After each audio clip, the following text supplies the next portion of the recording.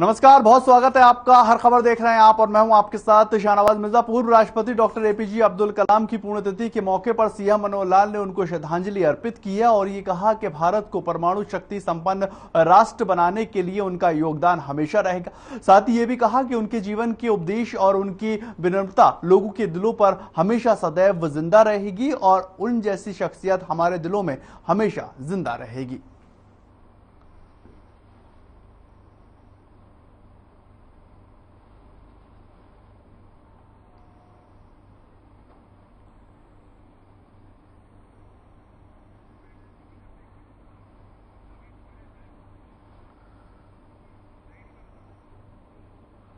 उधर केंद्रीय reserve police बल के स्थापना दिवस के मौके पर सीएम मनोहर लाल ने बधाई दी है और ये कहा है कि देश के आंतरिक सुरक्षा में संपूर्ण भाव से समर्पित केंद्रीय रिजर्व पुलिस बल का स्थापना दिवस पर सभी को ढेर सारी बधाइयां देता हूं और राष्ट्र की सुरक्षा, प्रगति और उन्नति में आपका योगदान अतुल्य है। हमें आपके ऊपर गर्व है और आगे भी इसी तरह से गर्व बना रहेगा।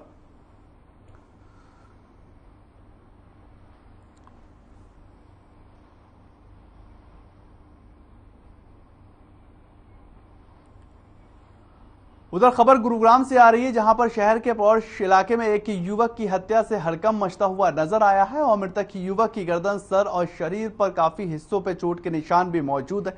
मृतक की पहचान भूरा के तौर पर की गई है और युवक सेक्टर 15 पार्ट 2 की खाली पड़ी कोठी में बीते 4 साल से चौकीदारी कर रहा था और सूचना पर पहुंची पुलिस से शव को कब्जे में लेकर मामले की तफ्तीश करती हुई नजर आई।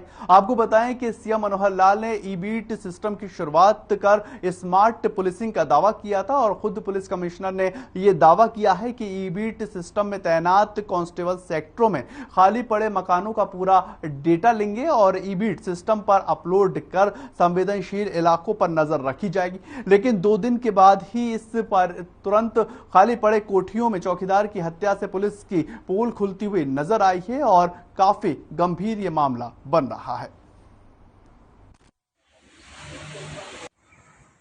प्लॉट नंबर 687 में एक लड़का चौकीदार था, पूरा नाम का, वो रहता था। उसके सर पे किसी ने चोट मार रखी है जिसकी मौत हो चुकी है। किसके साथ रहता था सर? वो ये पिछले 5-6 साल से रहता था, अकेला रहता था।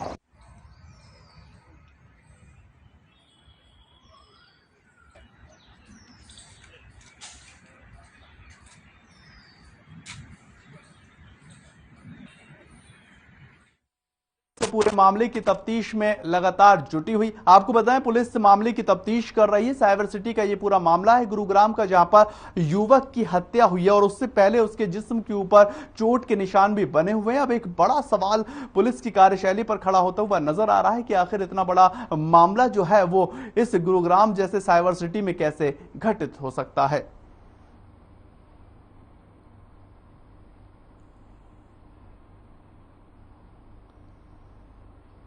उधर गुरुग्राम के बख्तावर चौक स्थित लिंकर लैंड वाइन शॉप में 5 लाख रुपए के कैश लूट की घटना में पुलिस ने आरोपियों को गिरफ्तार करने में एक बड़ी कामयाबी को हासिल किया है और हथियारों के बल पर कैश की लूट करने वाले दोनों लुटेरों को गुरुग्राम के सेक्टर 31 की क्राइम यूनिट की टीम ने गिरफ्तार कर लिया।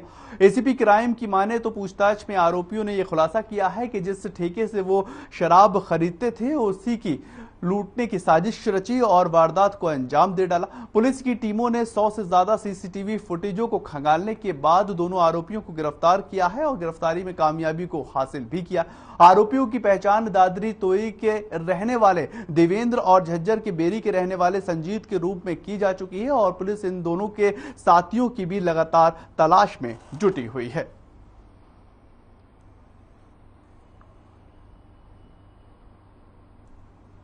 ये दिनांक 23-24 की रात को गुड़गांव में बख्तावर चौक पे एक शराब का ठेका था, जिसमें हथियारबंद लोगों ने वहाँ पे जाके फायरिंग की और जो सेल्समैन थे उनके साथ लूटपाट की, जिसके संबंध में हमने 392 लूट के तहत केस रजिस्टर करके और उसकी इन्वेस्टिगेशन शुरू की गई। हमारी क्राइम टीम सेक्टर 31 के इंचार्ज इंस्पेक्टर आनंद के नेतृत्व में टीम ने काम करते हुए बहुत कम समय में उसमें जो शामिल अनआइडेंटिफाइड लोग थे उनमें से 2 लोगों को गिरफ्तार करने में कामयाबी हासिल की, जिनके नाम एक का संजीत उर्फ हैप्पी, 27 साल का है और दूसरे का नाम देवेंद्र है, ये 30 साल का है। उत्तर प्रदेश की राजधानी के अंदर मंकी पॉक्स का मामला निकलकर सामने आ रहा है। गुरुग्राम स्वास्थ्य विभाग भी लगातार सतर्क होता हुआ नजर आया। हालांकि गुरुग्राम में अभी तक कोई भी ऐसा मामला देखने को नहीं मिला, लेकिन इसके बावजूद भी प्रशासन ने मंकी पॉक्स बीमारी से निपटने की पूरी तैयारियां शुरू कर दी हैं और इसी के तहत गुरुग्राम के सेक्टर 10 में नागरिक हॉस्पिटल में अलग से वार्डों के निर्देश जारी किए गए हैं और साइबर सिटी के सभी हॉस्पिटलों को गाइडलाइन जारी कर दी गई। अगर किसी भी मरीज के अंदर इस बीमारी के लक्षण मिलते हैं तो पहले जांच की जाएगी और पुणे लेबोरेटरी से रिपोर्ट आएगी। आने के बाद से ही इसकी पुष्टि होगी और पुणे लेबोरेटरी की रिपोर्ट आने के बाद पुष्टि के बाद आगे की कार्रवाई की जाएगी और उस शख्स का इलाज किया जाएगा।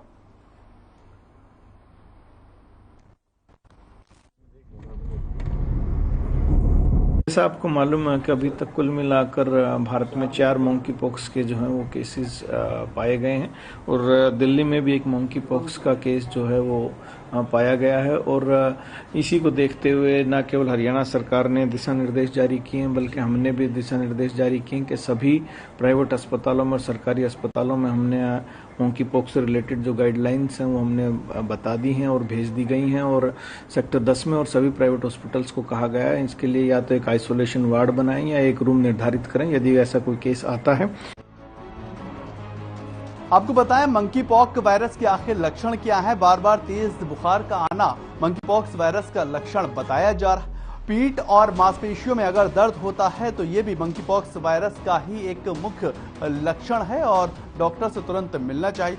शरीर पर चकेते जैसे दाने होना मंकी पॉक्स वायरस के ये लक्षणों में शामिल है। और इसी के साथ साथ अगर बात की जाए खुजली की समस्या अगर किसी के जिस्म, चेहरे या हाथों पर है तो मंकी पॉक्स के वायरस के लक्षण उसको हो सकते हैं। चेहरे और पैरों के तलवे पर दाने होना और ये एक मुख्य वजह बताई जा रही है। अगर दाने हो रहे हैं चेहरे और पैर के तलवे पे तो मंकी पॉक्स वायरस का लक्षण है। और शरीर में सुस्ती आना यानी कि शरीर का टूटना और बदन दर्द रहना भी ये मुख्य कारण। गला खराब होना और बार बार खांसी का आना मंकी पॉक्स वायरस के ही लक्षण में शुमार बताया जा रहा है। एक बड़ी बीमारी जो है पूरे विश्व के ऊपर बढ़ती हुई नजर आ रही है। ठंड लग सकती है, पैरों में सूजन हो सकती है, ये भी इस मंकी पॉक्स वायरस के ही लक्षण है। मंकी पॉक्स वायरस के लक्षणों में चेहरे में होती है मंकी पॉक्स की शुरुआत, यानी कि चेहरे से ये मंकी पॉक्स की शुरुआत होती हुई पूरे जिस्म की तरफ फैलती हुई नजर आती है और संक्रमण औसतन तौर पर 14 से 21 दिन तक रहता है। यानी कि एक बड़ा ड्यूरेशन है, 14 से 21 दिन का ये पूरा वायरस रहता है। और ये फैलता कैसे? त्वचा, आंख, नाक और मुंह के माध्यम से पूरे शरीर के ऊपर फैलता हुआ नजर आता है। संक्रमित जानवर के काटने से और उसके खून से भी ये मंकी पॉक्स वायरस जो है वो फैल सकता है। इसकी सावधानी रखनी चाहिए। हाथों को बार बार धोना चाहिए, इसका पहला बचाव है। मंकी पॉक्स वायरस से अगर आपको बचना है तो हाथों को बार बार धोना चाहिए और जिन व्यक्तियों के शरीर पर छाले हैं उनसे दूरी बनाकर रखनी चाहिए। यानी कि जो कोरोना की गाइडलाइन थी वही इसमें काम आ सकती है। संक्रमित व्यक्तियों के खाने पीने के बर्तन अलग रखने चाहिए और साथ ही साथ जो संक्रमित व्यक्ति है उससे बचाव भी रखना चाहिए। उसके कपड़े इस्तेमाल नहीं करने चाहिए। जो मंकी पॉक्स वायरस का संक्रमित व्यक्ति है उसके कपड़ों से भी बचना चाहिए। उधर देश की राजधानी के दिल्ली में भी मंकी पॉक्स संक्रमण के मामले निकल के आए हैं और एक तरफ लोग काफी चिंतित होते हुए नजर आए हैं तो वहीं स्वास्थ्य विभाग ने भी इस बीमारी की रोकथाम के लिए अपनी कमर को कस लिया। झज्जर जिले के सीएमओ करमजीत सिंधु ने कहा कि जागरूकता से इस बीमारी से बचा जा सकता है और इस बीमारी के लक्षण सामने आते ही मरीजों को नजदीकी स्वास्थ्य केंद्र से संपर्क करना चाहिए। देश की राजधानी दिल्ली में मंकी पॉक्स संक्रमण के मामले सामने आ चुके हैं और हरियाणा का बहादुरगढ़ शहर दिल्ली से बिल्कुल सटा हुआ शहर, इसलिए वहां भी संक्रमण फैलने की आशंका बनी हुई है। और सीएमओ करमजीत ने यह भी कहा कि जिन लोगों को स्मॉल पॉक्स के इंजेक्शन लगे हुए हैं उन्हें इस बीमारी से 80% तक बचाव होने की उम्मीद है। उन्होंने लोगों को सावधानी बरतने की अपील की है।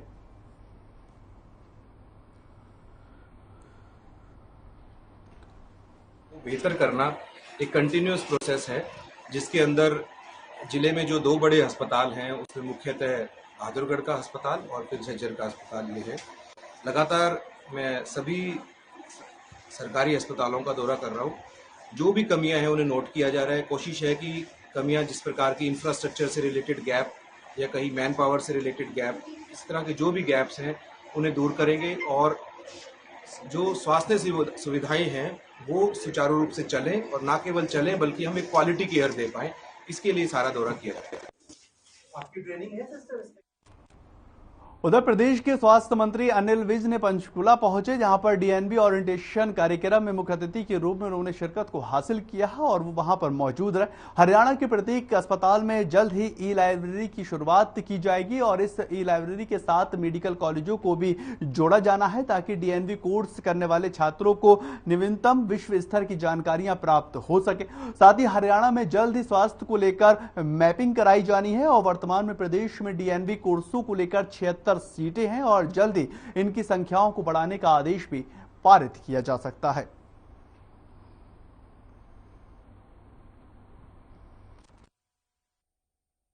अभी हमने अपने स्वास्थ्य विभाग में 1250 डॉक्टरों की भर्ती के लिए विज्ञापन निकाला था और लगभग 950 डॉक्टर्स को सिलेक्ट कर लिया है और अभी तक जो प्रैक्टिस थी कि हम भर्ती डॉक्टर्स की ही करते थे और उसी में जो स्पेशलिस्ट आ जाते थे उन्हीं से ही हम अपना काम चलाते थे, लेकिन इन 950 में से शायद 150 ही स्पेशलिस्ट आए हैं, बाकी केवल एमबीबीएस है, केवल एमबीबीएस। उधर पलवल में हरियाणा कांग्रेस पार्टी के प्रदेश अध्यक्ष उदयभान ने कहा कि भारतीय जनता पार्टी की सरकार ईडी का लगातार दुरुपयोग कर रही है। उन्होंने ये भी कहा कि राजनीतिक की वजह से सरकार लगातार विपक्षी नेताओं पर झूठे मुकदमों को दर्ज करवाती हुई नजर आई है और कांग्रेस पार्टी ने यह आरोप लगाया है कि कांग्रेस का शीर्ष नेता यानी कि सोनिया गांधी और राहुल गांधी को बार बार ईडी के दफ्तर बुलाकर परेशान किया जा रहा है, जिसको लेकर हरियाणा प्रदेश के सभी जिलों में कांग्रेस पार्टी के पदाधिकारी और कार्यकर्ता राष्ट्रपिता महात्मा गांधी द्वारा दिखाए रास्ते सत्याग्रह पर आंदोलन करते हुए नजर आ रहे हैं। पलवल के लघु सचिवालय में भी सत्याग्रह आंदोलन कर सरकार कांग्रेस से ये मांग कर रही है। आपको बताएं कि सरकार जांच एजेंसियों का दुरुपयोग कर रही है। उन्होंने ये भी कहा कि भाजपा सरकार जनहित के मुद्दों को ध्यान भटकाने के लिए इन तमाम मुद्दों को उठाती नजर आ रही है। भारतीय जनता पार्टी और मोदी सरकार जिस तरह से विपक्ष के पार्टियों के नेताओं को ईडी के माध्यम से, सीबीआई के माध्यम से और जो संवैधानिक संस्थाएं हैं उनके माध्यम से जो डराना चाहती है, जो उनको दबाना चाहती है, उसके विरोध में आज जिस तरह से हमारी शीर्षस्थ नेता श्रीमती सोनिया गांधी जी को जो ईडी के ऑफिस में बार बार बुलाया जा रहा है, उससे पहले राहुल गांधी जी को 5 दिन लगातार बुलाया गया, 54 घंटे पूछताछ की गई। उसके विरोध में आज पूरे हिंदुस्तान के अंदर इस पार्टी के भाजपा के खिलाफ ये पूरी तरह से हमारा जो प्रदर्शन है या ये जो हमारा सत्याग्रह है, ये राष्ट्रपिता महात्मा गांधी जी के दिखाए हुए रास्ते पर आज ये सारे देश में हो रहा है। कांग्रेस के अध्यक्ष सोनिया गांधी और राहुल गांधी से पूछताछ को लेकर बार बार ईडी के दफ्तर बुलाए जाने से नाराज कांग्रेसियों ने लघु सचिवालय परिसर में भी जमकर धरना प्रदर्शन दिया है और कांग्रेसियों ने कहा कि जब तक सरकार सरकारी एजेंसियों का दुरुपयोग करना बंद नहीं कर देती और हमारे अध्यक्ष को परेशान करना नहीं छोड़ती है, तब तक ये धरना जारी रहेगा। कांग्रेस के नेताओं ने यह भी कहा कि सरकार ईडी का दुरुपयोग कर विपक्ष की आवाज को दबाना चाहती है, लेकिन विपक्ष किसी भी सूरत हाल में डरने या दबने वाला नहीं। कांग्रेसियों ने यह भी कहा कि जब भी किसी दल का कोई नेता भारतीय जनता पार्टी सरकार के खिलाफ आवाज को बुलंद करता है तो उसके खिलाफ सरकारी एजेंसियों का दुरुपयोग कर उसको प्रताड़ित किया जाता है।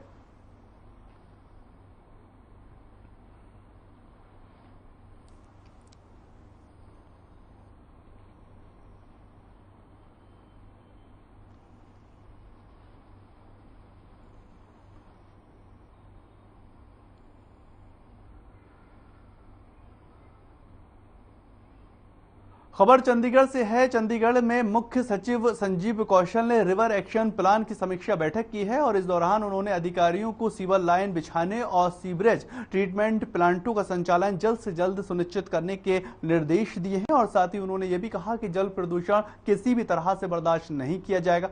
आगे उन्होंने अधिकारियों को निर्देश देते हुए कहा कि दूषित पानी नहरों और नदियों में छोड़ने पर पूर्ण रूप से रोक लगाई जाए और इसको सख्ती से निपटना चाहिए। और मुख्य सचिव ने ये जानकारी दी है कि जन स्वास्थ्य अभियांत्रिकी विभाग, हरियाणा शहरी विकास प्राधिकरण और शहरी स्थानीय निकाय विभाग के साथ साथ गुरुग्राम महानगरीय विकास प्राधिकरण की तरफ से घग्गर नदी में प्रदूषण नियंत्रण के लिए राज्य में 61 MLD क्षमता के 8 STP बनाए जा रहे हैं। आपको ये जानकारी दी कि हरियाणा सरकार की तरफ से नदियों में प्रदूषण स्तर को नियंत्रित करने और नदियों की गुणवत्ता को बेहतर करने के लिए सीवर लाइन बिछाने और सीवरेज ट्रीटमेंट प्लांट निर्माण जैसे कार्यों को सुनिश्चित किया जाएगा।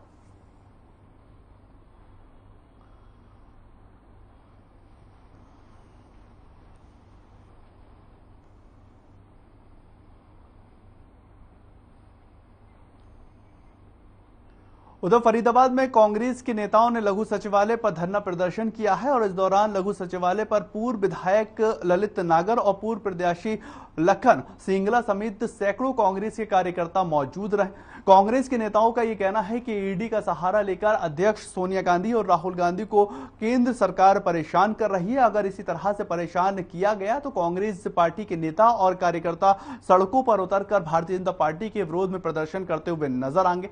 वहीं भारतीय जनता पार्टी को लेकर हनुमान चालीसा और देश में भक्ति गाते हुए भी कांग्रेस के कार्यकर्ता और नेता नजर आ रहे हैं।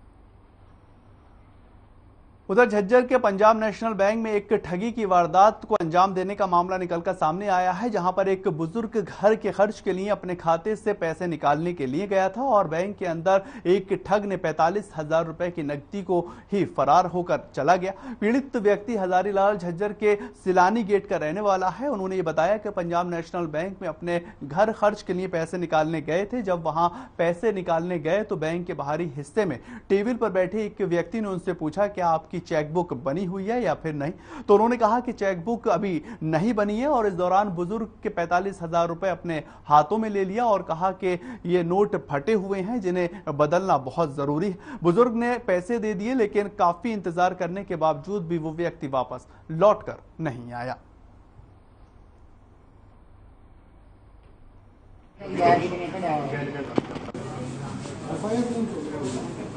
ले गया है आदमी। अच्छा, चोरी नहीं हुई, आज तक ले गया है पूरे धरे था। बोले ये तो फटे नोट है, बदलवा लिया हूँ। वो बदलवाने चक्कर में एप्लीकेशन लिखवान खातर दे गया। तो एप्लीकेशन दे अब भाई मैं जाऊँ के नाम तेरा बदलवान खातर। मैं बोलूँ मैं बदलवा, बोले ना तू लिख ले मैं बदलवा लूँगा। मैंने बैग फिर के भी देखा वो जोर गया भी है। उसके कैशियर के पास मिला के बोल गया कि ना बोले नो भगवान। बात ये होगी, अपने अंकल जी पैसे निकलवाने आए थे, वो 45,000 रुपये निकलवा के बाहर आ रहे थे। यहाँ गार्ड है नहीं, बैंक के गेट पे एक बंदा बैठा था। उन्होंने पूछा आपके पास चेकबुक है? अंकल ने कहा नहीं है। तो बोले आप चेकबुक के लिए अप्लाई करो। अंकल को एक पेपर दे दिया। यहाँ पे टेबल पे वो बंदा बैठा हुआ था, इस पर कंप्यूटर भी रखा हुआ है। अंकल को लगा कि ये बैंक का बंदा है। मैनेजर साहब के बिल्कुल सामने कैबिन के सामने टेबल डली हुई थी। अंकल को पेपर और चेकबुक एप्लीकेशन लिखवाने के लिए दे दिया। इनको बातों में लगा के उनके पैसे हाथ में से लिए हैं। 40,000 रुपये 200 के थे और 5,000 500 के। उसके बाद बोला गया कि ये आपके पैसे फटे हुए मैं बदलवा देता हूँ। इसके बाद वो पैसे बदलवाने का झांसा दे के अंदर चले गए। अंकल एप्लीकेशन लिखने में लग गए और थोड़ी देर में इधर उधर बातों में लगा के वो बैंक से बात। इस वक्त एक बड़ी खबर रेवाड़ी से आ रही है। आपको बताएं इस वक्त की बड़ी खबर रेवाड़ी से है, जहां पर HSBP में करोड़ों रुपए के घोटाले का मामला निकलकर सामने आया है। विजय यादव की रिमांड 3 दिन और बढ़ चुकी है। विजय यादव ने ये करोड़ों रुपए गबन किए हैं। डाटा एंट्री ऑपरेटर के पद पर यह तैनात था और ईओ के साइन के बाद ये तमाम जो बड़ा घोटाला हुआ है। रेवाड़ी HSBP में करोड़ों रुपए के घोटाले का मामला, जहां पर विजय यादव की रिमांड 3 दिन और बढ़ा दी गई है। सरकारी खजाने से 1,67,00,000 रुपए निकाले, अपने जानने वालों के खातों में पैसों को ट्रांसफर किया और पुलिस ने अभी तक रिकवरी जो है वो भी की है और आगे कार्रवाई पुलिस करती हुई नजर आ रही है। यानी कि HSBP में भी करोड़ों का घोटाला किया। विजय यादव 3 दिन की रिमांड बढ़ाई गई है। 1,67,00,000 रुपए का घोटाला अपने निजियों के खाते में जो है वो पैसा डालते हुआ ये विजय यादव नजर आया है। रेवाड़ी से इस वक्त की बड़ी खबर, और ये वहीं की आप विजुअल इस वक्त अपनी टीवी स्क्रीन पर देख रहे हैं। HSBP में करोड़ों रुपए के घोटाले का मामला जो है वो बनता हुआ नजर आया है और करोड़ों रुपए के घोटाले के बाद पुलिस जो है वो एक्शन मोड में आती हुई नजर आई और 1,67,00,000 रुपए का ये पूरा घोटाला बताया जा रहा है। नाम का लड़का है, लोकल लड़का, ये डाटा एंट्री ऑपरेटर के पद पर और आउटसोर्सिंग पे हुड्डा डिपार्टमेंट में कार्यरत था। तो ये सन 2018 से काम कर रहा था, तो ये काफ़ी एक्सपीरियंस था और वहाँ काम करते करते अकाउंट ब्रांच में इसको सारा ज्ञान हो चुका था। तो इसके मन में कहीं लालच आ गया, तो हुड्डा डिपार्टमेंट से और कुछ पैसा बेनिफिशरीज के खाते में जो भेजा जाता था, उस बेनिफिशियरीज की लिस्ट में इसने अपने कुछ रिश्तेदार, अपने और यार दोस्त, अपने परिवार वालों के नाम डाल दिए। विजय यादव ने करोड़ों रुपए का घोटाला गबन जो है वो इस विभाग से किया है। HSBP में करोड़ों रुपए के घोटाले का ये पूरा मामला है, लेकिन बड़ी बात यह है कि उसके बावजूद भी अभी तक पूरी रिकवरी जो है वो नहीं हो पाई है और 3 दिन की रिमांड जो है वो बढ़ा दी गई है। रेवाड़ी से इस वक्त आपको ये बड़ी खबर और टीवी स्क्रीन पर आप विजुअल साफ तौर पर देख सकते हैं, जहां पर HSBC में करोड़ों रुपए के घोटाले के बाद जो है वो एक्शन मोड में पुलिस आती हुई नजर आई है और वहां पर गिरफ्तार करती हुई भी दिखाई दी। विजय यादव नाम का ये शख्स, और उसने यहां पर ये करोड़ों रुपए का घोटाला और गबन किया है और एक बड़े पैमाने के ऊपर 1,67,00,000 रुपए का घोटाला हुआ है। इसकी रिकवरी करना बहुत ज्यादा जरूरी है और पुलिस जो है वो रिमांड बढ़वाती हुई कोर्ट से नजर आई है और कोर्ट ने रिमांड बढ़ा भी दी है। इस शख्स का नाम विजय यादव है, जिसने HSBC में करोड़ों रुपए के घोटाले को किया और यह मामला अब उजागर होता हुआ नजर आया है। इसके बाद जो है वो पुलिस आगे की कार्रवाई और तफ्तीश करती हुई नजर आई है कि किस तरह से ये पूरा मामला घटित हुआ और किस तरह से जो ये पूरा घोटाला है ये करता हुआ विजय यादव नाम का शख्स जो है वो नजर आया है। रिमांड जो है वो 3 दिन और बढ़ा दी गई है, यानी कि आगे की पूछताछ को लेकर पुलिस ने और 3 दिन की रिमांड जो मांगी थी वो बढ़ाई गई है और पुलिस आगे भी तफ्तीश करती हुई नजर आ रही है।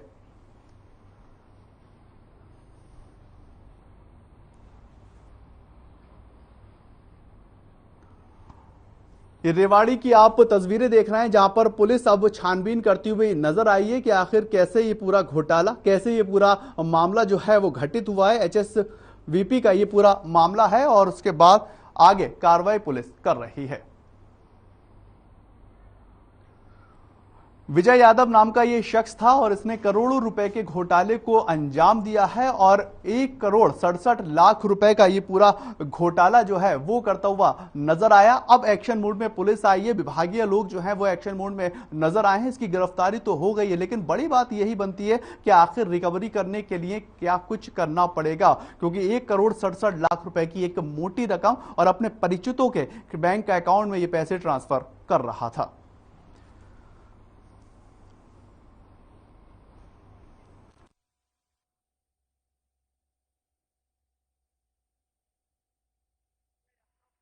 रिमांड पर 3 दिन के लिए और ले लिया गया है और करोड़ों रुपए के घोटाले का ये इसके ऊपर आरोप लगा। डाटा एंट्री ऑपरेटर के पद पर ये तैनात था और उसके बावजूद इतने बड़े पैमाने पर इनने घोटाला किया। इसके पीछे कौन कौन है और किस तरह से ये इतना बड़ा घोटाला करता हुआ नजर आया, इन हर एक पहलू को पुलिस तफ्तीश से सुलझाती हुई नजर आएगी। रेवाड़ी का ये पूरा मामला है, जहां पर एक बड़े पैमाने के ऊपर लगातार प्रयास किया जा रहा है कि इसको सुलझाया जा सके। विजय यादव नाम का ये शख्स, इसको पुलिस ने रिमांड पर लिया है और आगे की कार्रवाई करती नजर आ रही है।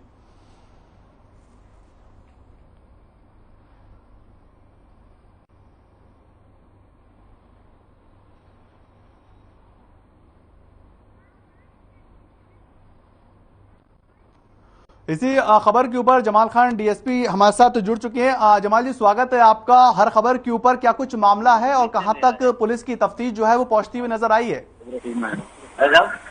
ये मामला हमने जो रजिस्टर्ड कर लिया है, इसमें एक लड़का भी हमने गिरफ्तार कर लिया है और जिससे तकरीबन 30 लाख रुपए की रिकवरी भी हो चुकी है और टोटल घपला तकरीबन ये 1.5 करोड़ के करीब का है, उससे भी ज्यादा का हो सकता है। अभी मामला अंडर इन्वेस्टिगेशन है और इसमें और अभी काफी राज खुलेंगे आगे।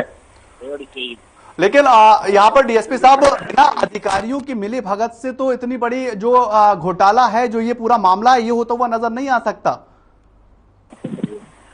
ये चीज इन्वेस्टिगेशन में सामने आ जाएगी।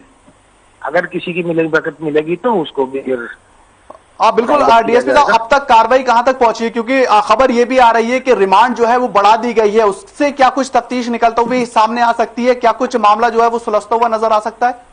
हाँ, अभी बिल्कुल रिमांड की अवधि बढ़ा दी गई है। अभी पूछताछ चलेगी लगातार, तो जैसे भी जो तथ्य सामने आएंगे उन पे इन्वेस्टिगेशन जारी रहेगी। हाँ, और इसके साथ साथ क्या और भी लोगों के नाम इसमें आगे शामिल हो सकते हैं? क्या और भी लोग इसमें शामिल हो सकते हैं?